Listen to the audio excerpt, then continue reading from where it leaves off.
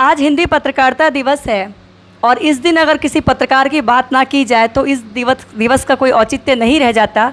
नमस्कार साथियों, मैं हूं करमजीत कौर और आप देख रहे हैं महिला मीडिया न्यूज़।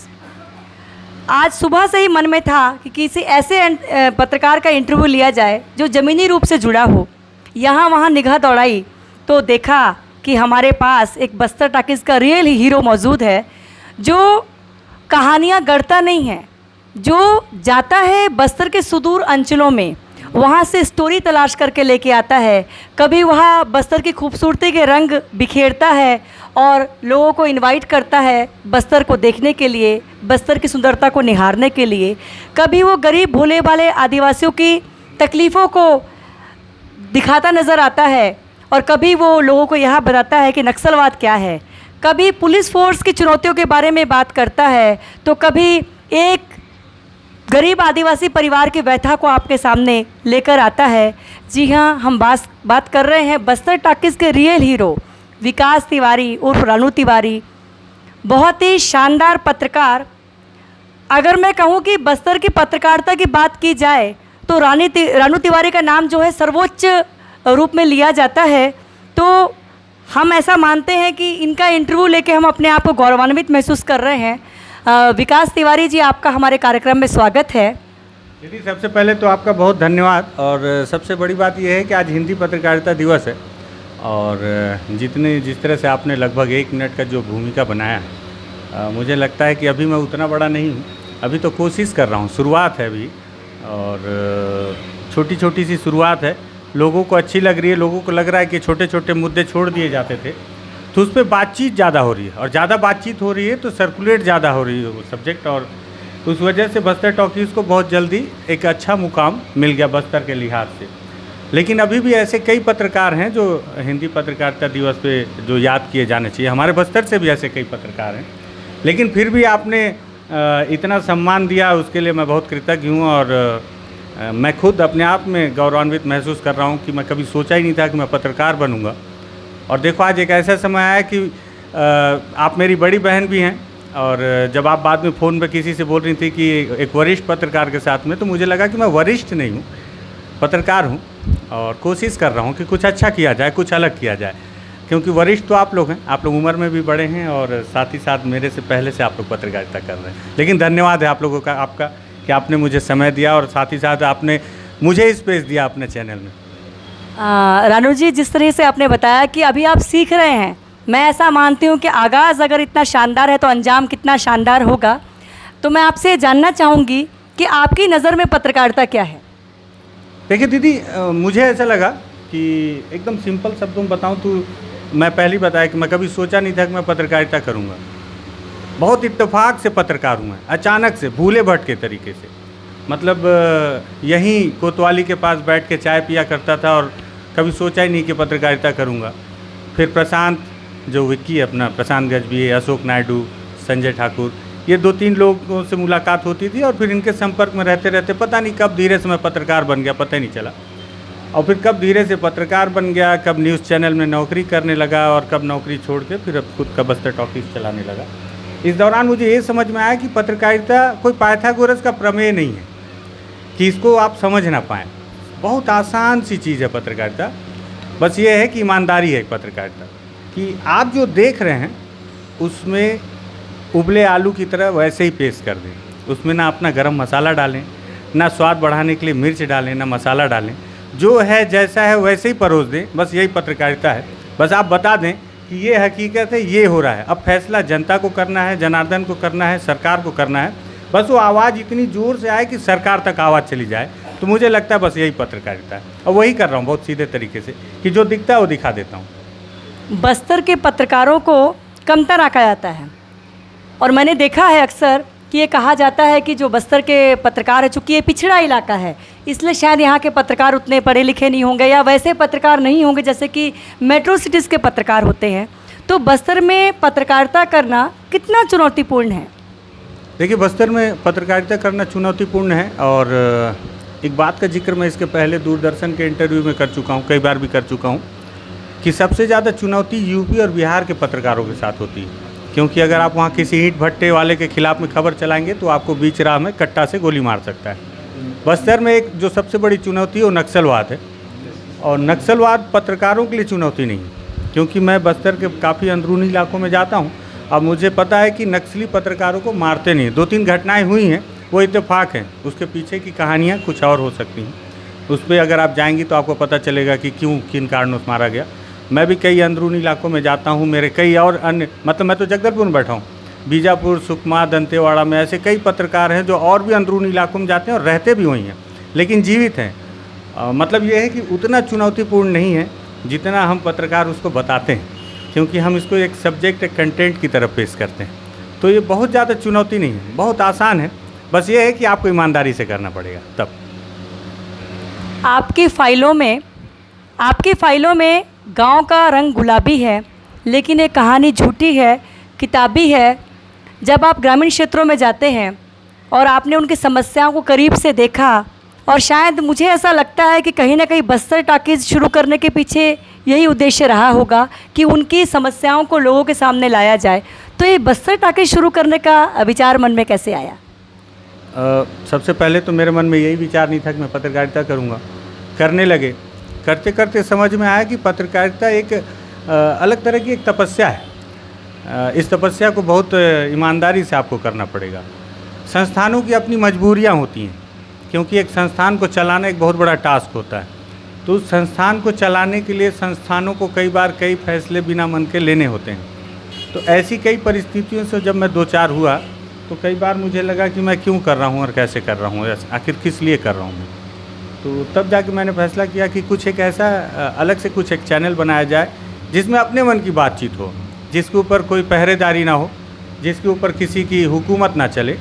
जो बोलूँ मैं बोलूँ, अब मैं जिसको चाहे उसको उतनी देर स्पेस दूँ। आप अगर मेरे वीडियोस देखेंगी तो बहुत छोटे छोटे मुद्दे पे मैं आधे घंटे के वीडियो बनाता हूँ। मुझे इससे मतलब नहीं है कि कितने लोग उसको देख रहे हैं। मुझे लगता है कि अगर 3 लोग भी अगर जानकार या दमदार लोग देख लिए जो फैसला लेने में सक्षम हैं, तो वीडियो का बनना सफल होगा। जैसे एक दिन मैं कहीं BBC को एक रिपोर्ट पढ़ रहा था कि जब अटल बिहारी वाजपेयी की सरकार गिरी थी, तब उस समय मुझे बहुत अच्छे से याद नहीं है, लेकिन शायद जॉर्ज फर्नांडिस थे और मुलायम सिंह यादव थे और लाल कृष्ण आडवाणी थे। इन तीनों ने बैठकर ये फैसला लिया कि समर्थन तो भाजपा को नहीं दिया जाएगा, लेकिन सरकार जो है प्रधानमंत्री सोनिया गांधी भी नहीं बनेंगी। तो क्या करें, तो मध्यावर्ती चुनाव करवा दिया जाए। तो मध्यावर्ती चुनाव करवाया गया पूरे देश में। तो मुझे लगा कि सिर्फ 3 लोगों ने पूरे देश का फैसला ले लिया कि देश में मध्यावर्ती चुनाव होगा। अब सोचिए, अगर ऐसे 3 दमदार लोग मेरे एक वीडियो को अगर मान लो देख लेते हैं, जो बड़ा फैसला ले सकते हैं, तो कितने लोगों ने देखा उससे मतलब नहीं है। किसी एक सही आदमी ने देख लिया और उससे कोई फैसला बदल दिया गया तो मेरे लिए सक्षम है। तो मैं बहुत छोटे छोटे मुद्दे पे बड़े बड़े वीडियो बहुत डिटेल में इसलिए बनाता हूँ, ताकि उस पर आपके पास कोई सवाल ना बच जाए, आपको सारे जवाब मिल जाएँ, सारी हकीकत मिल जाए और बहुत बारीकी से मिल जाए। इसलिए मैंने बस्तर टॉकीज़ बनाया। बस्तर टॉकीज़ मुझे उम्मीद नहीं था कि इतना सफल होगा। शुरुआत तो घूमता तो मैं उस समय भी था जब मेरे 100-150 सब्सक्राइबर थे, उसी डेडिकेशन से घूमता था। आज जितने 1,40,000 सब्सक्राइबर हैं तो भी। और खुशी इस बात की है कि लोगों को काम पसंद आ रहा है। खुशी इस बात की है कि लोग अप्रिशिएट कर रहे हैं। अब मुझे पता चला कि प्रोत्साहित करने से कितनी शक्ति, कितनी ऊर्जा मिलती है। आप मेरे से इंटरव्यू ले रही हैं तो ये मेरे अंदर, आप यकीन मानिए कि और भी ज़्यादा मेहनत करने के लिए मेरे अंदर ऊर्जा पैदा करेगा। कि मेरी बड़ी बहन, उनको ऐसा लगता है कि रानू जो उसका छोटा भाई है वो बड़ा पत्रकार हो गया है। हालांकि मैं नहीं मानता, लेकिन मेरी बड़ी बहन को लग रहा है, तो ये मेरे लिए खुशी की बात है। तो उम्मीद नहीं था कि मैं कभी बस्तर टॉकीज़ बनाऊंगा। वो बस्तर टॉकीज़ इस स्तर पे पहुंचेगा कि लोग उसको हाथों हाथ लेंगे। मैंने देखा है आप लगातार कवरेज करने के लिए सुदूर नक्सली क्षेत्रों में भी जाते रहे हैं, और आप टिफ़िन बम वगैरह भी उठाते हुए मैंने आपको देखा है। तो कभी डर नहीं लगा कि कुछ भी, किसी प्रकार की दुर्घटना आपके साथ हो सकती है? देखिए, जो लोग बोलते हैं कि मुझे मौत का डर नहीं है, मुझे लगता है 90% लोग झूठे हैं। डर मुझे भी लगता है, और मरना किसको पसंद है। तो मरने से डर तो लगता है, लेकिन ये भी लगता है कि अब ओखली में सिर डाल दिए तो पड़ना तो मूसर ही है। तब जो होगा देख लिया जाएगा, लेकिन डर लगता है।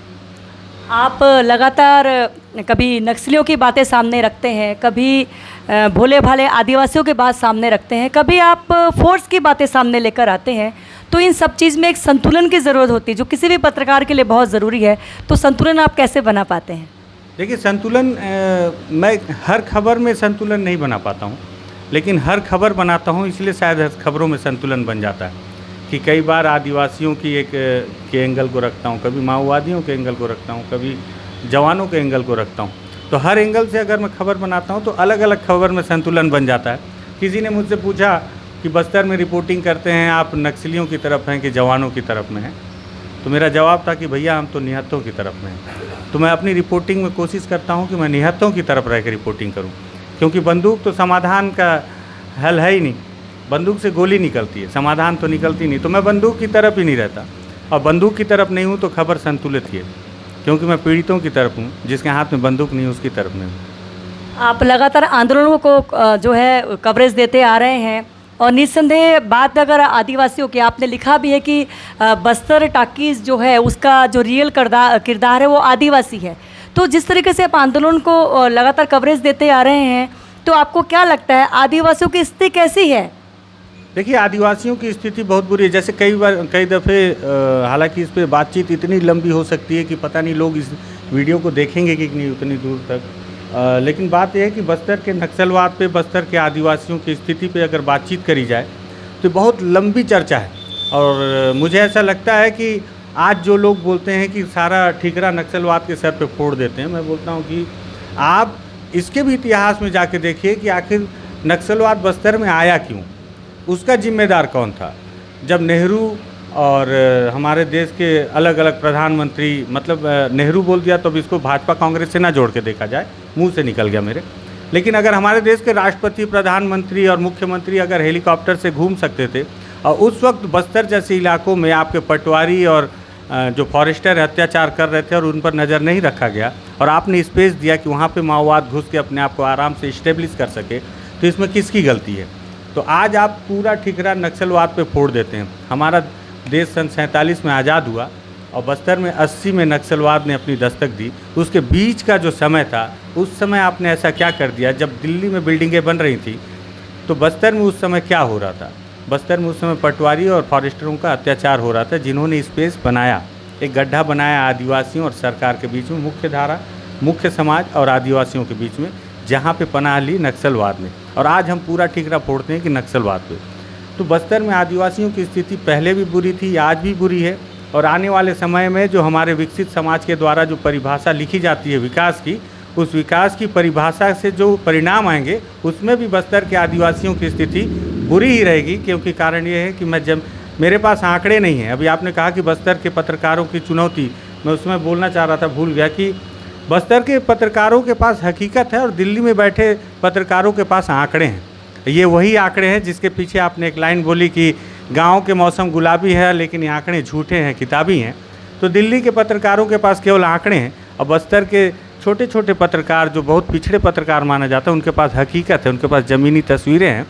और ऐसी एक ज़मीनी तस्वीर कई मेरे पास भी हैं कि किरंदुल और जैसे NMDC के जो प्लांट हैं, जो अरबों रुपए उगल रहे हैं केंद्र सरकार, राज्य सरकार और नेताओं और बड़े अधिकारियों और ठेकेदारों के लिए, जिनकी ज़मीनों पे ये प्लांट लगे हुए हैं, या जहाँ कभी वो मूलवासी रहा करते थे, आज उनके घरों पे लाल पानी जाता है। आज उनको 2-2 दिन तक पैदल पहाड़ चढ़ के 1 रुपये किलो का चावल लेने आना पड़ता है। उनके गांव में ना अस्पताल है, ना राशन की दुकान है। इन सारी चीज़ों के पीछे आप ठीकरा फोड़ देते हैं कि नक्सलवाद की वजह से हम ये सारी चीज़ें नहीं पहुँचा पाते हैं।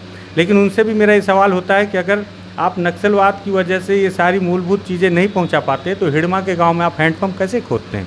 हिड़मा के गांव में अगर हैंडपंप है, इसका मतलब है कि बस्तर के अंदरूनी इलाकों के लोग मूलभूत सुविधा चाहते हैं। अगर आप पहुंचाना चाहेंगे तो इसको स्वीकार करते हैं। हर एक गाँव में क्रेडा की लाइट पहुँची हुई है, तो इसका मतलब वहाँ दवाई पहुँच सकती है, वहाँ शिक्षा पहुँच सकती है। लेकिन आप पता नहीं किस मंशा से कैंप लगाते हैं, और कैंप के बाद बड़ी चौड़ी सड़कें बनाते हैं, उनके मन में संदेह पैदा करते हैं। और उसके बाद परिणाम क्या होता है कि NMDC जैसे अगर प्लांट लगते भी हैं तो वहाँ रहने वाले आदिवासी की स्थिति जो पहले होती है उससे बद से बदतर होती चली जाती है। आपके पास उदाहरण नहीं है। तो अगर आप जितना भी विकास कर लें, उसके जो भी परिभाषा लिख लें, परिणाम आदिवासियों के साथ बुरा ही होता है। हम बात करते हैं कि जो गरीब आदिवासी है वो दोनों तरफ से पिस रहा है। कहीं पुलिस फोर्स उनको परेशान करते हैं और कहीं नक्सली जो हैं कहीं ना कहीं उन्हें मुखबिर बता के उन्हें गला रेत डालते हैं। तो आपको क्या लगता है कि आदिवासियों की स्थिति में कभी सुधार आने की संभावना है? मैं बहुत अच्छा आपने सवाल किया। मैं इस पर कई बार बोल चुका हूँ कि कई बार हम बोलते हैं कि आदिवासियों का भरोसा जीतना होगा, तो मैं बोलता हूँ आदिवासियों का भरोसा जीतने की ज़रूरत नहीं है। आदिवासियों के भरोसे पे आपको खरा उतरना पड़ेगा। आप क्या करते हैं, आप आदिवासियों का भरोसा जीतते हैं, मतलब आप आदिवासियों को सब्ज़बाग दिखा रहे हैं। अगर वो आपके सब्ज़बाग में फंस गए, इसका मतलब वो आपने उनका भरोसा जीत लिया। लेकिन आपने उनको बताया कि हम आपको गुलाब जामुन खिलाएंगे और आने के बाद अगर आप उनको पेड़ा खिला देंगे, तो उनके जो आपने जो उनका जो भरोसा जीता था वो टूट गया। अगर वो आने के बाद उन्हें लगता है कि उन्हें पेड़ा मिलना चाहिए और आपने पेड़ा खिला दिया, तो उनका जो भरोसा है वो कायम रहेगा।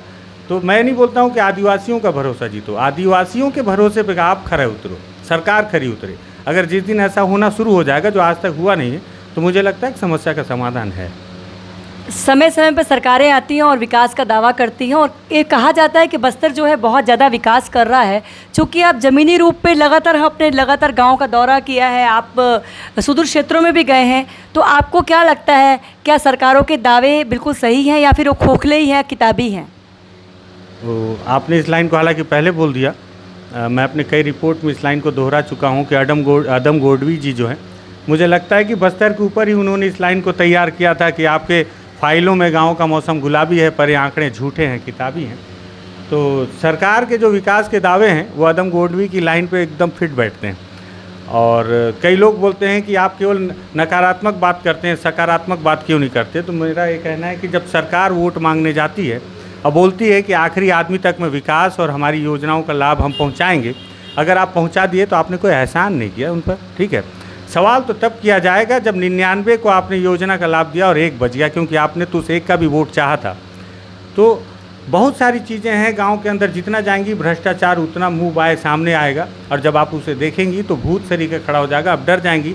आप देखेंगे कि टेकलगुड़ा जैसे गाँव में जहाँ 1000 की संख्या में फोर्स जाती है, उसके बाद भी 22 जवान शहीद हो जाते हैं। उस इलाके में भी हमारा जो प्रशासन है वो 55 लाख रुपए खर्च करके सिर्फ हैंडपम्प का रिपेयरिंग करता है, लेकिन हैंडपम्प रिपेयरिंग करने को जाता नहीं है, कागजों में ही। ऐसे कई उदाहरण हैं। गमपुर जैसे गांव जहां हर साल 20 लाख रुपए पंचायत के लिए खर्च किए जाते हैं, लेकिन आज तक कोई पंचायत का आदमी वहां गया नहीं है। ऐसे कई गांव हैं मेरे पास फाइलों में, रिकॉर्डों में, जो सरकार की नज़र में गुलाबी हैं। सरकार उन्हें देखकर अपना पीठ थपथपाती है कि हम इस तरह से विकास कर रहे हैं। हकीकत मैं जो ज़मीन पर देख के आया हूँ वो बता रहा हूँ। आपने बस्तर टाकीज़ बनाया, उसका किरदार आदिवासी रहा, उन किरदारों की तकलीफ़ों को यहाँ तक पहुँचाया।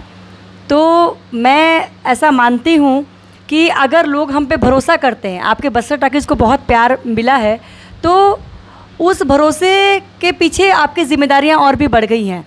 तो आपको क्या लगता है और कितना कुछ करने की ज़रूरत है, या क्या आपका और उद्देश्य है जिसको लेकर आप आगे जाना चाहेंगे? बिल्कुल बिना उद्देश्य के शुरू किया गया है बस्तर टॉकीज। जितना कर पाऊंगा उतना कर लूँगा, और जब आखिरी तक पहुंचूंगा तो भी लगेगा कि 0 कुछ प्रतिशत ही कर पाया हूँ, 100% कभी नहीं कर पाऊंगा। लेकिन ये है कि जिस दिन रुक जाऊंगा, लेकिन जब तक चलते जाऊंगा। तो उद्देश्य कुछ नहीं है, बस उद्देश्य ये है कि चलते जाना, जितना कर पाऊँ करते जाना है। तो देखा आपने, ये है विकास तिवारी, जो इस बात पे विश्वास रखते हैं कि सिर्फ चलते जाना है। निसंदेह बस्तर टॉकीज़ एक ऐसा प्लेटफॉर्म है जिसे लोग दिल से चाहते हैं, जो समझते हैं बस्तर को। इन्होंने जैसा कि कहा कि दिल्ली में बैठे लोग नहीं जानते कि बस्तर क्या है।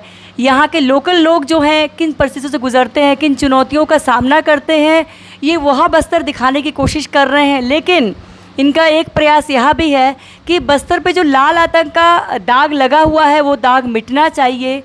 यहाँ पर्यटक जो है वो आने चाहिए, इसीलिए लगातार बस्तर की खूबसूरती को विश्व पटल पर रखते हैं।